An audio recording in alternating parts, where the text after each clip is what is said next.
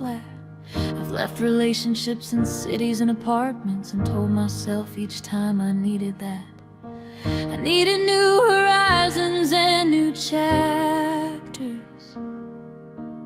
I needed space to be what I might be. And every time I left, I felt the lifting of the thing I'd convinced myself was keeping me.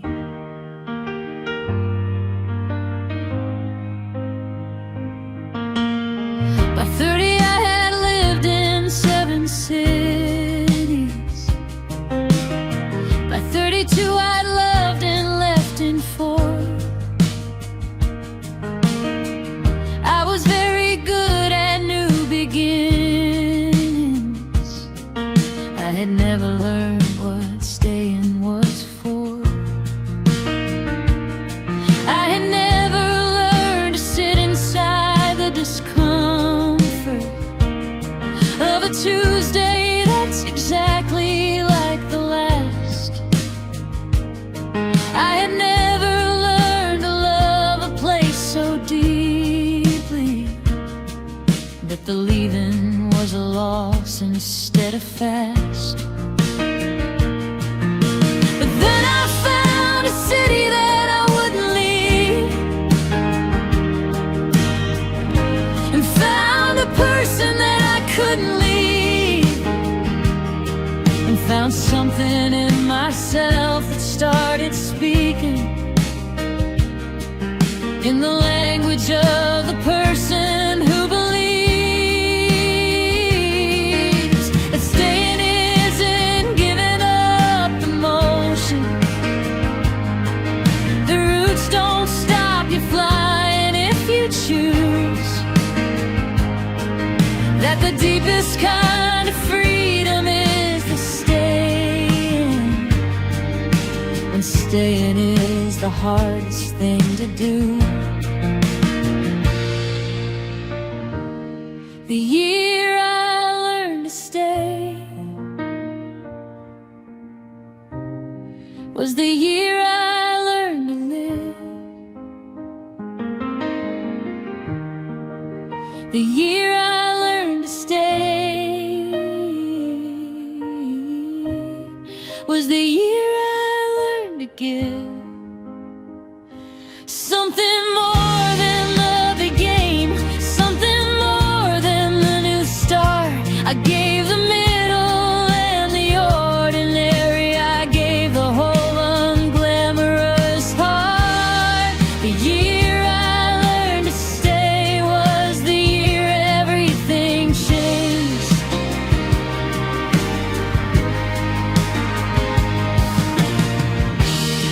The year I learned to stay was the year I became something more than a story about a person always leaving. The year I learned to stay was the year I began believing. His name is David and he didn't chase me. When I tried to leave the first time we fought, he said, I know you'll come back when you're ready. And somehow that was everything I sought. So here I needed someone who believed in the returning more than feared the running, who trusted that the leaving was a tremor, not a verdict on the thing we were becoming. I drove around for hours in the November and came back to the apartment in the cold. He made me tea and didn't ask me questions, and I told him everything I'd never told. I told him about the running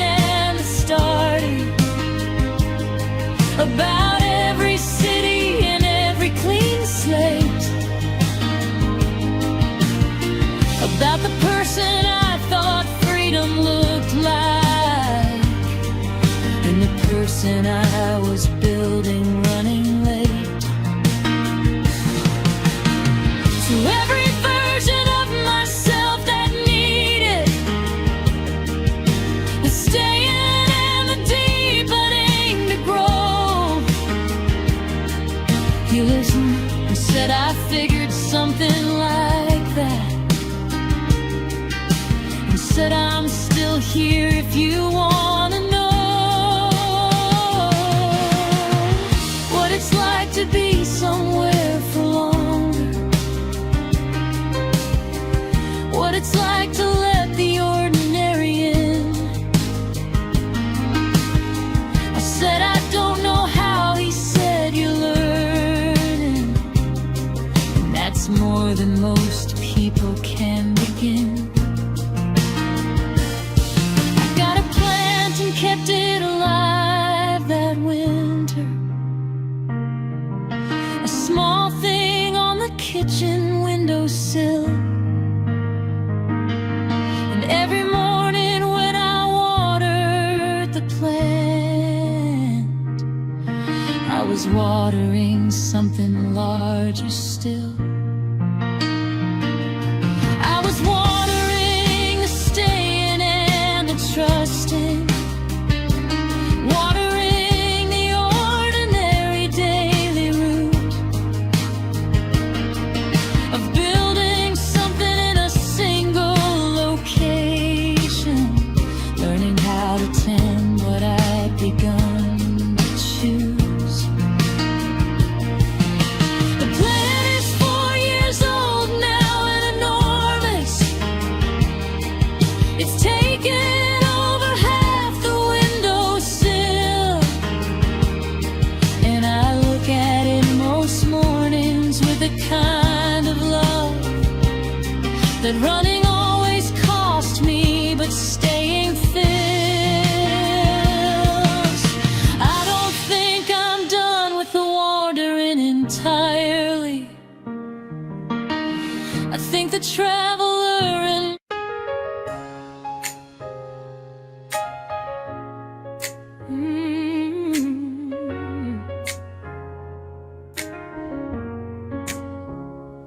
I woke up this morning breathing. That's the first ordinary miracle of the day.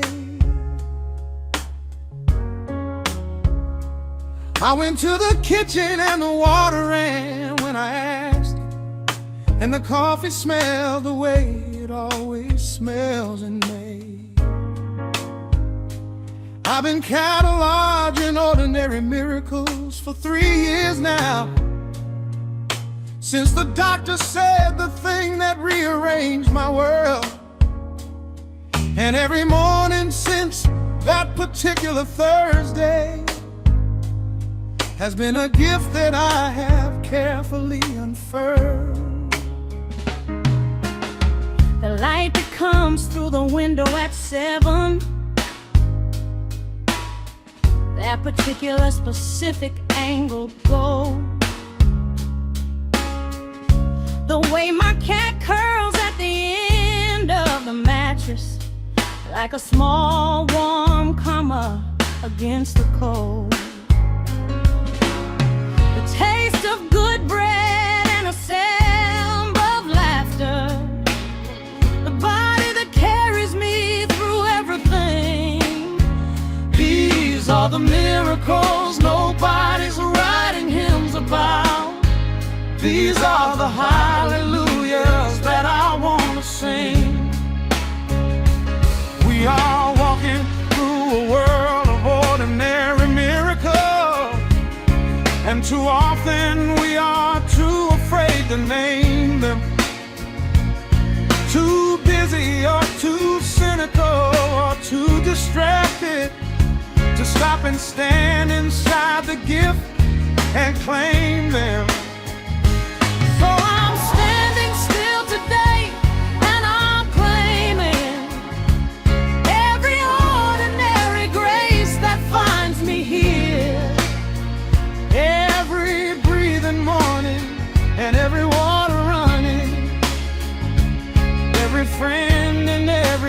season of the year. Ordinary miracle. That's what I'm singing about. Ordinary miracle. The things we take for doubt, The coffee and the sunlight, the body and the bread, the person sleeping next to you, the child tucked into bed. Ordinary miracle. All around us all the time.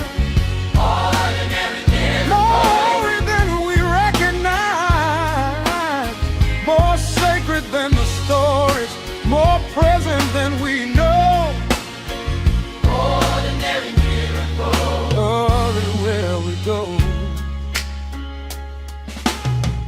my friend Marcus almost didn't make it.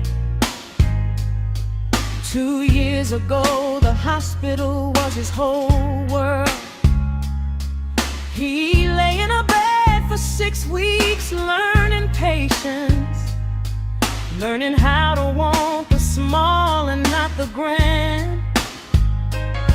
And when he came back out, he was the same Marcus, but something in his seeing had been changed.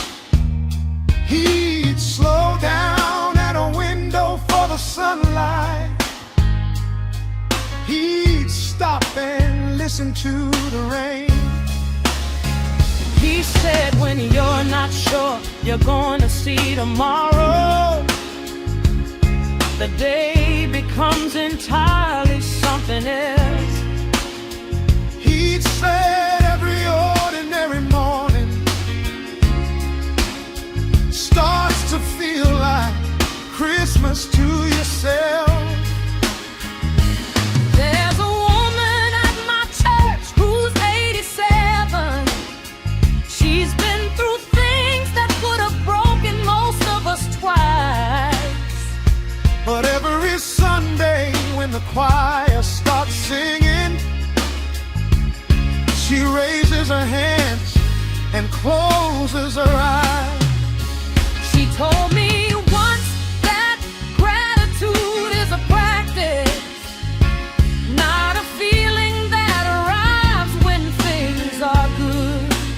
She said you have to go looking for the grace daily. She said go looking for it even when you're misunderstood. She said the miracle is that you're here to question it. The miracle is that anything is anything at all. That matter arrange itself into you asking is the most miraculous fact of all. Can you see what I can see?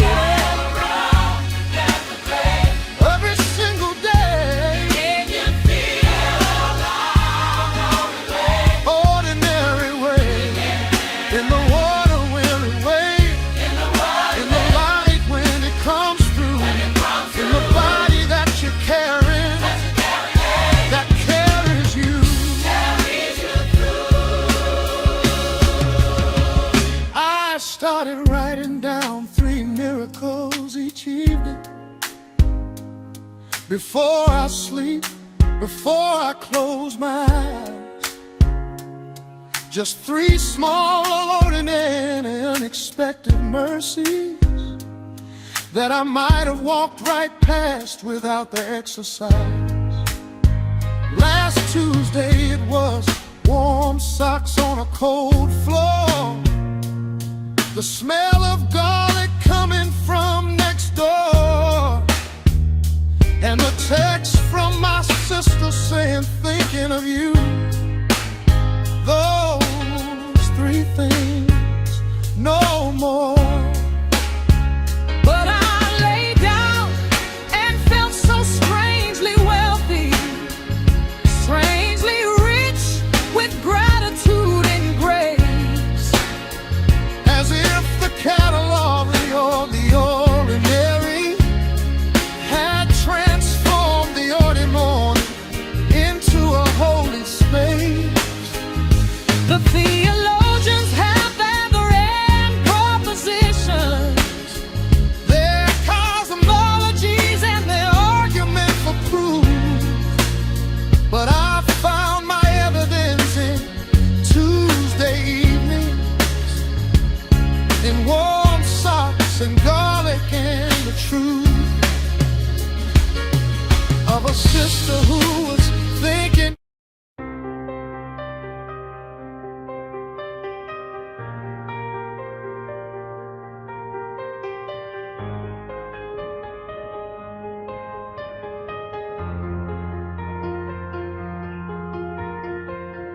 40 notifications since I woke up, 40 voices fighting for my head.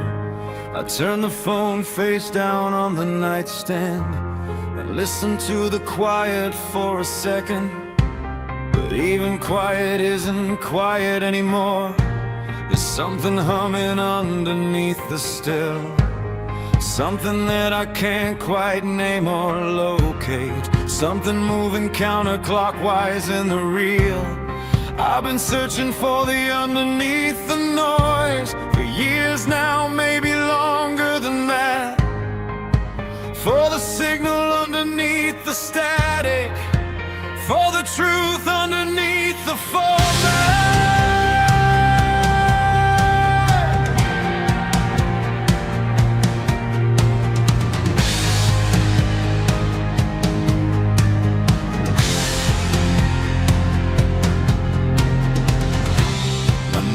Plays his television loud from 6 in the morning to midnight, and I've resented it for years in principle.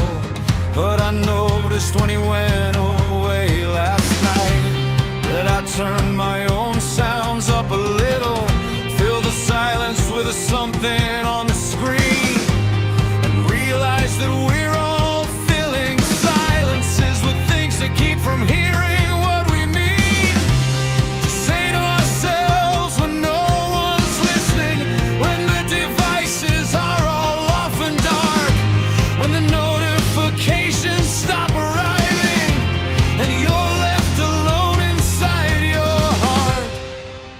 There is something underneath the noise, something old and slow and sure, something that was here before the internet, something that has no interface.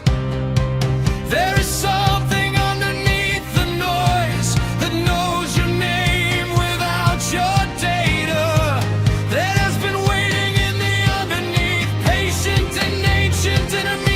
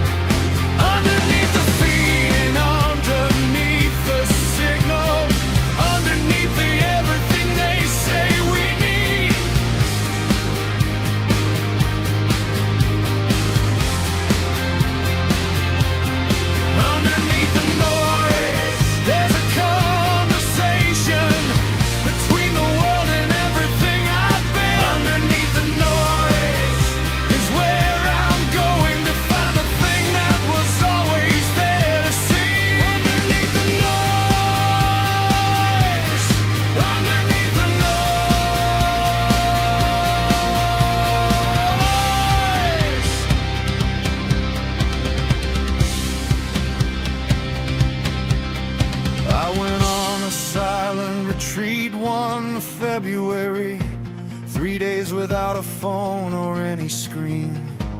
I thought I'd spend the first day feeling peaceful. Instead I felt the most afraid I'd ever been. The thoughts came fast without the noise to buffer them, the old ones and the ugly ones and clear, the ones I've been successfully avoiding for months behind the comfortable veneer of always having something on and playing, of always having somewhere else to be, of always being technically together while being entirely unavailable to me. By day two something changed in me a little. The thoughts stopped racing and began to slow, and underneath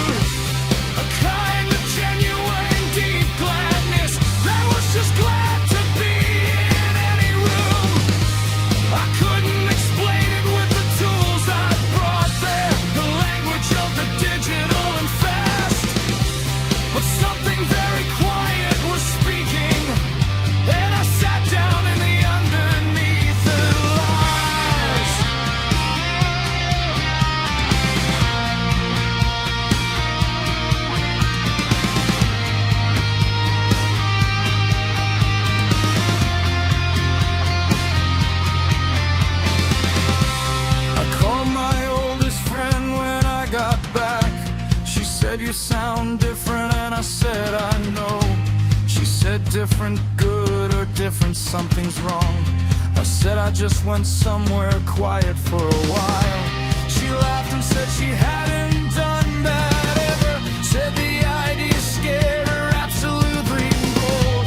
I said come with me next time. I said I'll drive. She said maybe when I'm someone brave and bold. But even as she left I heard her longing, the same longing I had learned to name.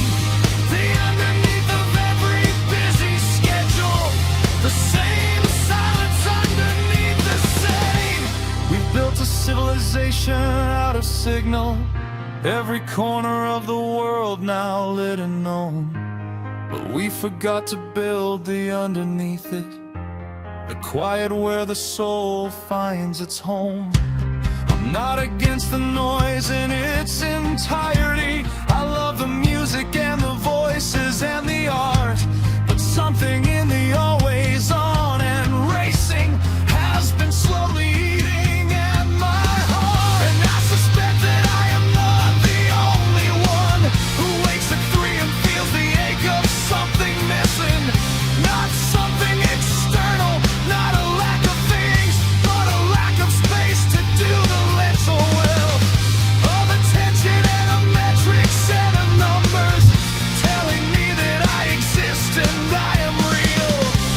There is a self that doesn't need the numbers, a self that just needs room enough to feel. And that self is not romantic, not naive about the world we're in. But that self is the one I need to tend to, the one I keep neglecting in the dim. Let me go beneath the noise a moment. Let me find the old slow frequency. Let me hear the thing that doesn't update. Let me be as quiet as I need.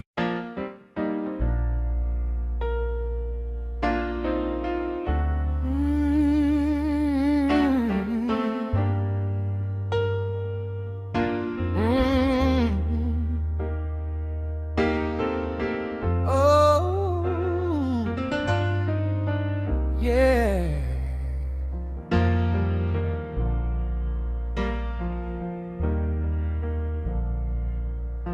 I woke up this morning breathing. That's the first ordinary miracle of the day. I went to the kitchen and the water ran when I asked it, and the coffee smelled the way it always smells in May. I've been cataloging ordinary miracles for 3 years now, since the doctor said the thing that rearranged my world. And every morning since that particular Thursday has been a gift that I have carefully unfurled. The light that comes through the window at 7, that particularly specific angle gold.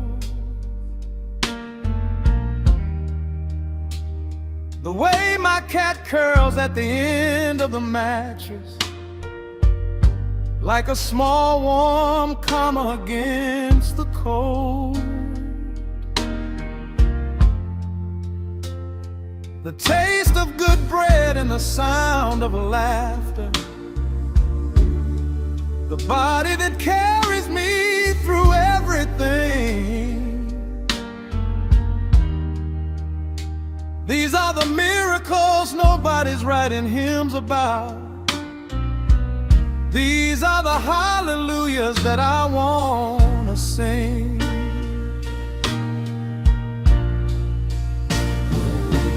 We are walking through a world of ordinary miracles, and too often we are too afraid to name them. Too busy or too cynical or distracted to stop and stand inside the gift and claim them. So I'm standing still today, and I'm claiming every ordinary grace that finds me here. Every breathing morning and every water running, every friend in every season of the year. Ordinary miracle, that's what I'm singing about. Ordinary miracle, the things we take for doubt, the coffee and the sunlight, the body and the bread, the person sleeping next to you, the child tucked into bed. Ordinary miracle, all around us all the time. Ordinary miracle, more holy than we recognize, more sacred than the stories, more present than we know. Ordinary miracles are everywhere we go. My friend Marcus almost didn't make it. 2 years ago, the hospital was his whole world. He lay in a bed for 6 weeks learning patience, learning how to want the small and not the grand. And when he came back out, he was the same Marcus, but something in his seeing had been changed. He'd slow down at a window for the sunlight. He'd stop and listen to the rain.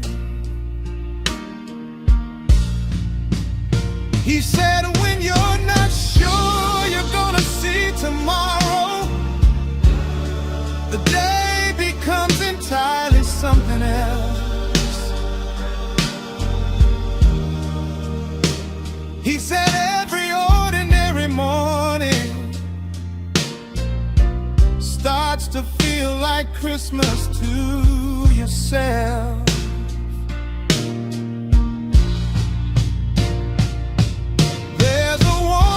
My church who's 87. She's been through things that would have broken most of us twice. But every Sunday when the choir starts singing, she raises her hands and closes her eyes. She told me once that gratitude is a practice, not a feeling that arrives when things are good.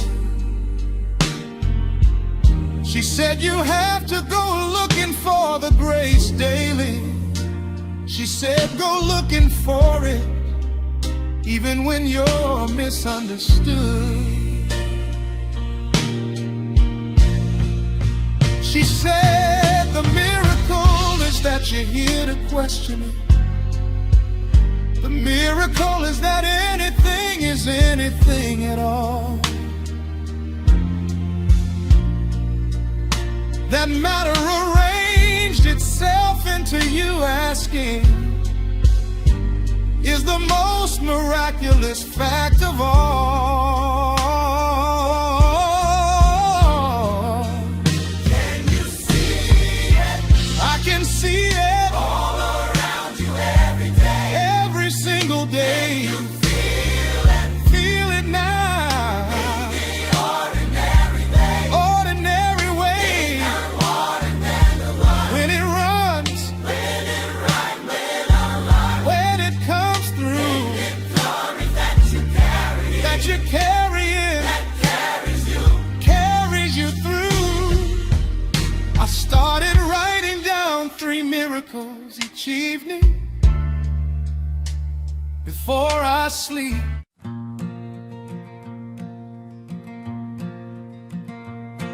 The last train out of Portland leaves at 10:15. I've stood on that platform more than I can count. Once at 18 with a backpack full of nothing. Once at 32 when everything fell out. I love that platform in the way you love a person who's watched you at your worst and didn't leave. The bench where I have sat through 100 feelings. The clock that's always 5 minutes to retrieve. My mother waved from it the year I left for good. My father lit a cigarette and it didn't look. And I climbed on and watched them through the window, growing smaller like the closing of a book. The train from Portland goes through small towns first, places named for rivers and for trees. You pass the mill that closed and the church that's still open, and the yards with the flags and the trampoline. I used to press my face against the window and try to read the stories in the houses, the lit up kitchen and the porch light burning, the laundry and the swing sets and the blouses left out to dry on lines in the October. Evidence of lives I'd never known, people I'd pass by at 60 miles an hour, people I'd forget before the next town showed. And I used to think that leaving was the answer, that somewhere down the tracks was something more. But every time I took that 10:15 to somewhere, I found myself already looking for the door. Back to the platform and the mother waving, back to the father lighting one more cigarette, back to the clock and the bench and the familiar, back to everything I thought that I could let. When the last train leaves, there's always someone standing in the line. When the last train leaves, there's always something pulling back the night. I have been the one departing and returning.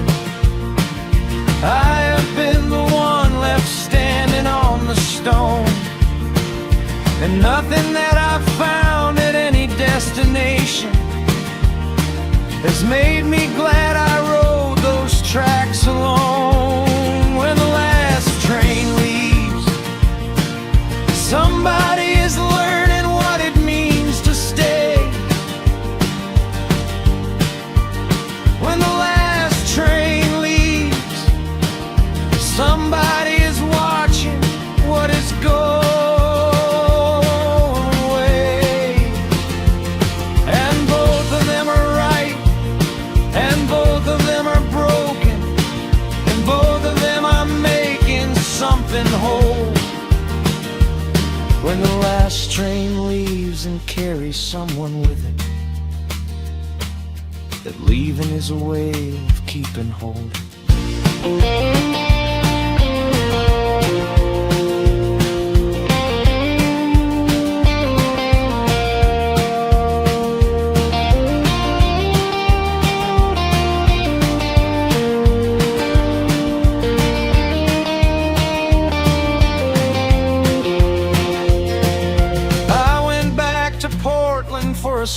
once, between two lives that hadn't sorted yet.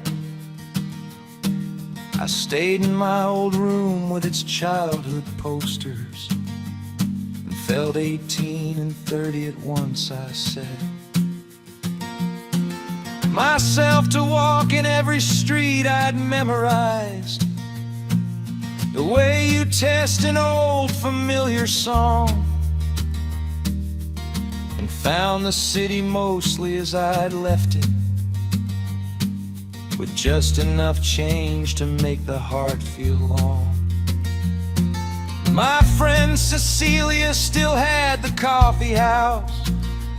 She'd moved it half a block but kept the name. She hugged me hard and said, "You look like someone who's been somewhere and came home the same." I said, "I don't think I came home the same." She said, "None of us do, that's what home is. The place that knows you both before and after. The place that holds your whole and all you're his." My father was smaller than I had remembered. Age had taken something from his frame, but his eyes were just as sharp and just as certain. And he called me by my childhood nickname. We didn't talk about the years of silence. We didn't excavate the things we'd missed. We just grilled some fish on the back porch in August and watched the river and left most things dismissed. But at the end he said, "I'm glad you came back." Not the way he would have said it years ago. Not loaded with anything or laced with judgment. Just glad, just simple, just the words to show.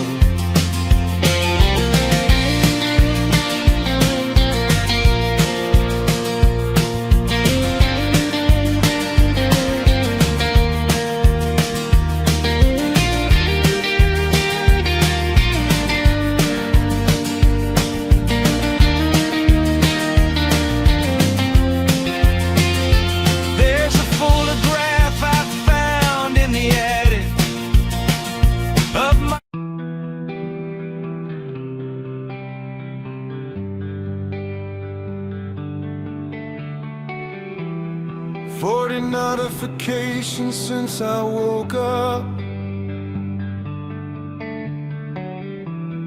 40 voices fighting for my head. I turned the phone face down on the nightstand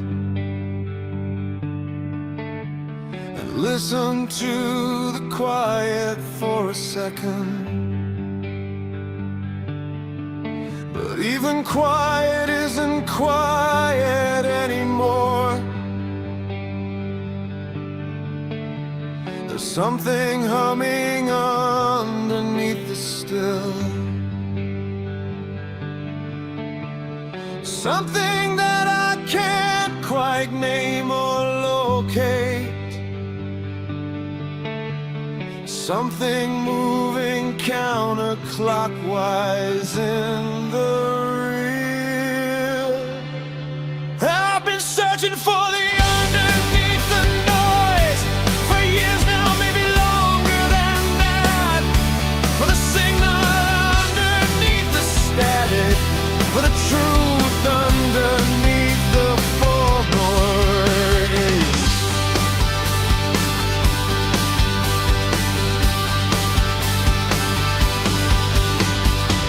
My neighbor plays his television loud from 6 in the morning to midnight, and I've resented it for years in principle.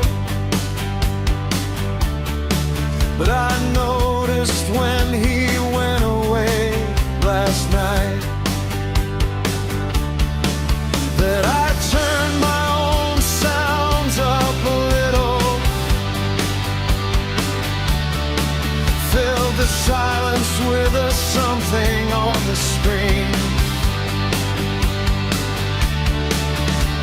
and realize that we're all filling silent suns with things to keep from hearing what we mean to say to ourselves when no one's listening, when the devices are all off and dark, when the notifications stop arriving and you're left alone inside your heart. There is something underneath the noise, something old and slow and sure, something that was here before the internet, something that has no interface. There is something underneath the noise that knows your name without your data, that has been waiting in the underneath, patient and ancient and immediate. Underneath the noise there is a freak free. Underneath the noise there is the real me. Underneath the feed and underneath the signal, underneath the everything they say we need, underneath the noise there's a conversation between the world and everything I've been. Underneath the noise is where I'm going to find the thing that was always there to see. Underneath the noise,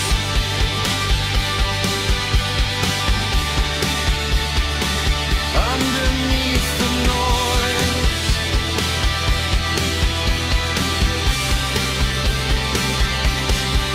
I went on a silent retreat one February, 3 days without a phone or any screen.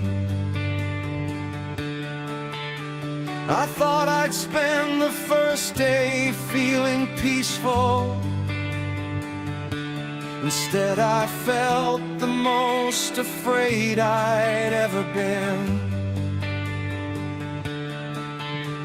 The thoughts came fast without the noise to buffer them, the old ones and the ugly ones and clear, the ones I'd been successfully avoiding for months behind the comfortable veneer of always having something on and playing, of always having somewhere else to be, of always being technically together while being entirely unavailable to me. By day two something changed in me a little. The thoughts stopped racing and began to slow. And underneath the panic and the hedgerow, I found something I had almost let go.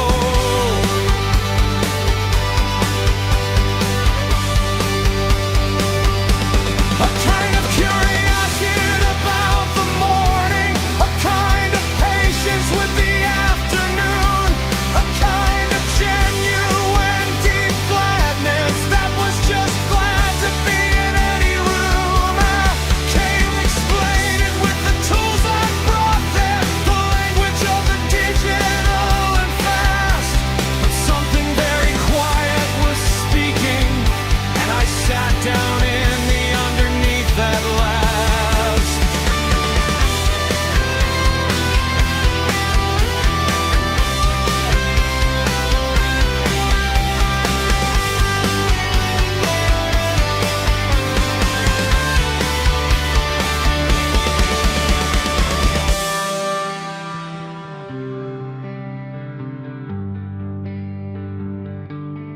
called my oldest friend when I got back. She said, "You sound different," and I said, "I know." She said, "Different, good, or different, something's wrong." I said, "I just..."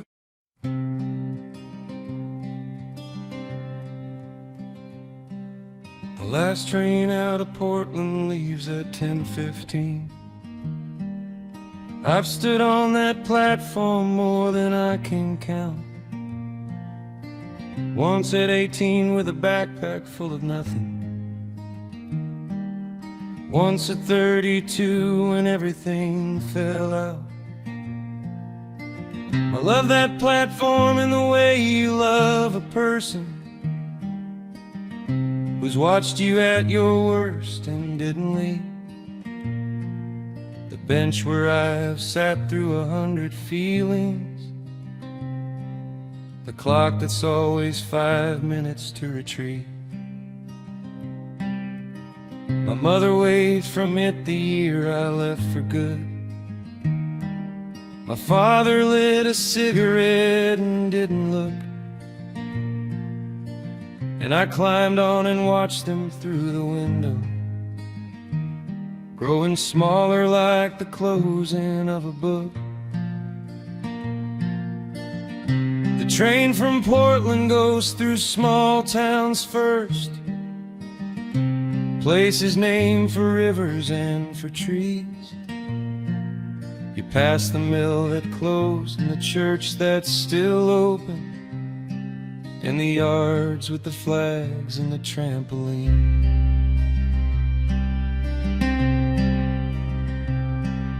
I used to press my face against the window and try to read the stories in the houses. The lit up kitchen and the porch light burning, the laundry and the swing sets and the blouses left out to dry on lines in the October. Evidence of lives I'd never know. People I'd pass by at 60 miles an hour. People I'd forget before the next town show. And I used to think that leaving was the answer, that somewhere down the tracks was something more. But every time I took that 10:15 to somewhere, I found myself already looking for the door. Back to the platform and the mother waving, back to the father lighting one more cigarette, back to the clock and the bench and the familiar, back to everything I thought that I could let. When the last train leaves, there's always someone standing in the light. When the last train leaves, there's always something pulling back the night. I have been the one departing and returning,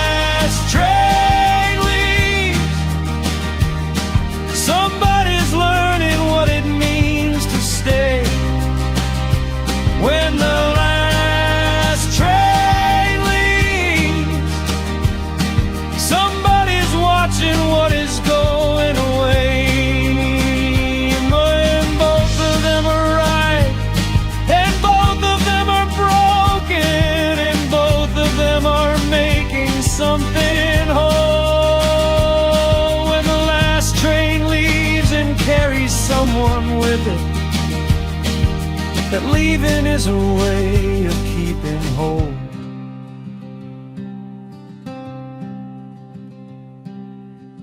I went back to Portland for a summer once, between two lives that hadn't sorted yet. I stayed in my old room with its childhood posters, and felt 18 and 30 at once. I set myself to walk in every street I'd memorized, the way you test an old familiar song, and found the city mostly as I'd left it, with just enough change to make the heart feel long. My friend Cecilia still had the coffee house.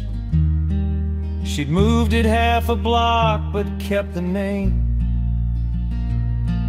She hugged me hard and said, "You look like someone who's been somewhere and came home the same." I said, "I don't think I came home the same." She said, "None of us do, that's what home is. The place that knows you both before and after. The place that holds your whole and all your his." My father was smaller than I had remembered. Age had taken something from his frame, but his eyes were just as sharp and just as certain, and he called me by my childhood nickname. We didn't talk about the years of silence. We didn't excavate the things we'd missed. We just grilled some fish on the back porch in August, and watched the river, and left most things dismissed. But at the end he said, "I'm glad you came back," not the way he would have said it years ago, not loaded with anything or laced with judgment, just glad, just simple, just the words to show.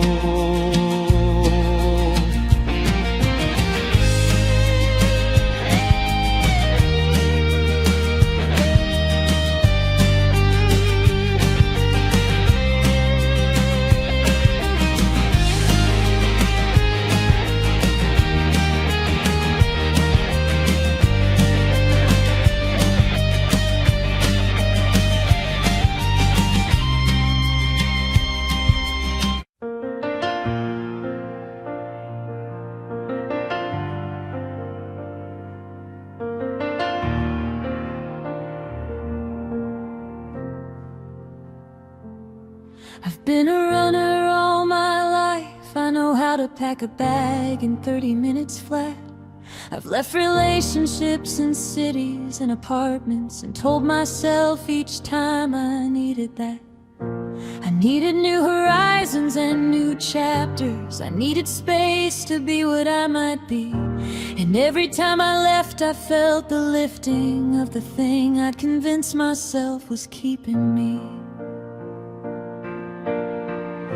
By 30 I had lived in 7 cities. By 32 I'd loved and left in 4. I was very good at new beginnings. I had never learned what staying was for. I had never learned to sit inside the discomfort of a Tuesday that's exactly like the last. I had never learned to love a place so deeply that the leaving was a loss instead of fast.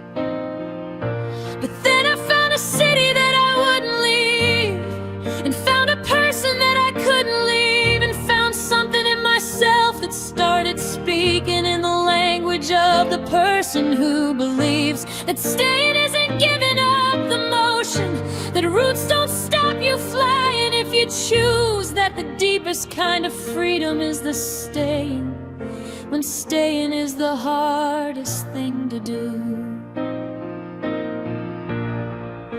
The year I learned to stay was the year I learned to live. The year I learned to stay was the year I learned to give something more than the beginning, something more than the new start. I gave the middle and the ordinary, I gave the whole unglamorous heart. The year I learned to stay was the year everything changed. The year I learned to stay was the year I became something more than a story about a person always leaving. The year I learned to stay was the year I began believing.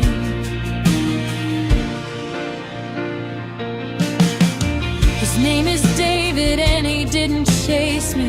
When I tried to leave the first time we fought, he said, I know you'll come back when you're ready. And somehow that was everything I sought to hear. I needed someone who believed in the returning more than feared the running, who trusted that the leaving was a tremor, not a verdict on the thing we were becoming.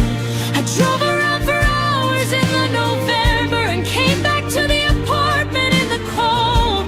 He made me tea and didn't ask me questions, and I told him everything I'd never told.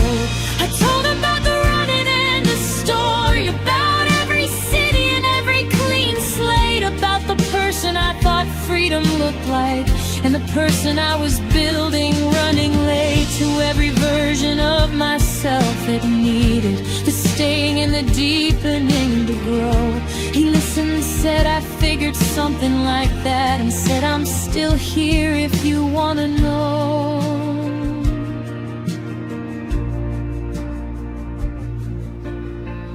What it's like to be somewhere for longer, what it's like to let the ordinary in.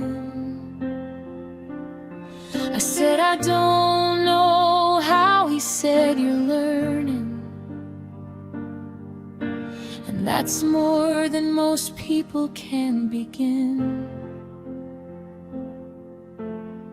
I got a plant and kept it alive that winter, a small thing on the kitchen windowsill. And every morning when I watered the plant, I was watering something larger still. I was watering the staying and the trusting, watering the ordinary daily root of building something in a single location, learning how to tend what I'd begun to choose. The plant is 4 years old now and enormous. It's taken over half the windowsill, and I look at it most mornings with a kind of love that running always costs me, but staying fills.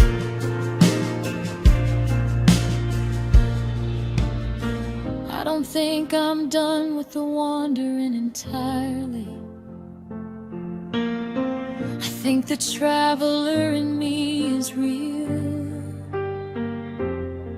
but I'm learning that the wandering is richer when you have a place to feel, when you have a thing to tend and to return to, when you have a person who will leave the light, when you have a plant on the windowsill expecting you to come back home tonight. And the freedom that I thought I found in leaving, the freedom of no obligation and no tie, that freedom is a beautiful and hollow echo compared to what I found on the other side.